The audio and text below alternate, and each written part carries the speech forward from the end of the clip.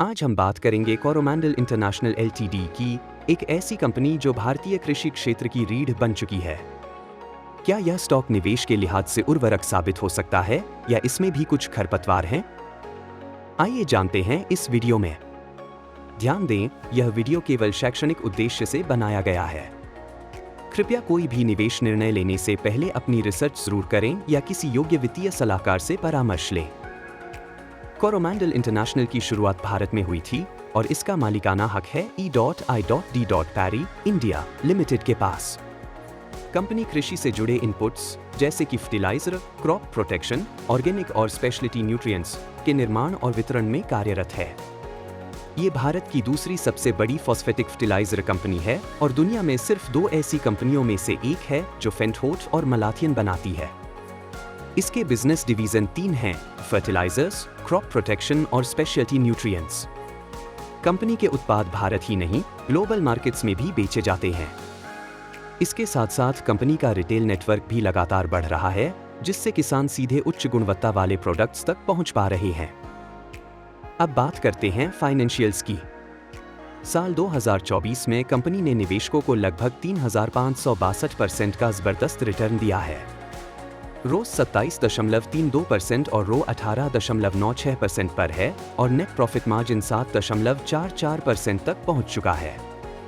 EBITDA margin में भी सुधार हुआ है, 9.88% से बढ़कर 10.87%। फ्री कैश फ्लो यील्ड 3.11% और पेग रेशियो संतुलित 0.0 के आसपास है, जो ग्रोथ और वैल्यू के बीच संतुलन का संकेत देता है। इसके अलावा कंपनी की quarterly profit growth UI basis पर 241% से ज्यादा रही है। इंस्टीट्यूशनल विश्वास की बात करें तो एफआईआई ने हाल की तिमाही में अपनी हिस्सेदारी बढ़ाकर 10.61% तक कर ली है और प्रोमोटर प्लेज भी अब बिल्कुल शून्य है, जो एक और भरोसेमंद संकेत है। लेकिन हर स्टॉक की तरह यहाँ भी कुछ खराब फसल जैसे संकेत मिलते हैं। सबसे पहले, कंपनी का रोज और रो दोनों पिछले वर्ष से कम हुए हैं और 5 सालों के औसत से भी नीचे आ गए हैं। पीबी रेशियो 6.52 है, जो वैल्यूएशन को थोड़ा महंगा दर्शाता है। इसके अलावा कंपनी की सालाना सेल्स में 25.5% की गिरावट हुई है और ताज़ा तिमाही में सेल्स को क्यू बेसिस पर 28% से ज्यादा गिरी है। इन्वेंट्री बढ़ी है लेकिन डिमांड उतनी नहीं दिख रही है, या वर्किंग कैपिटल मैनेजमेंट में एक लाल झंडी हो सकती है। डीआईआई की हिस्सेदारी में 2.12% की गिरावट और प्रोमोटर्स की मामूली 0.01% हिस्सेदारी में कमी भी निवेशकों के नजरिए से थोड़ा सतर्क करती है।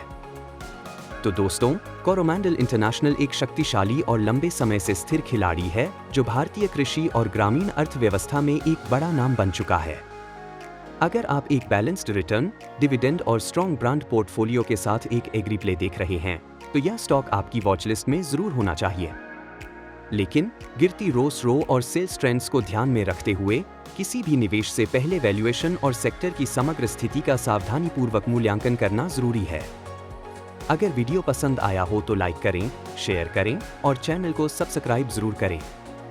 और हाँ, कमेंट करके बताएं कि अगला एनालिसिस किस स्टॉक पर देखना चाहेंगे।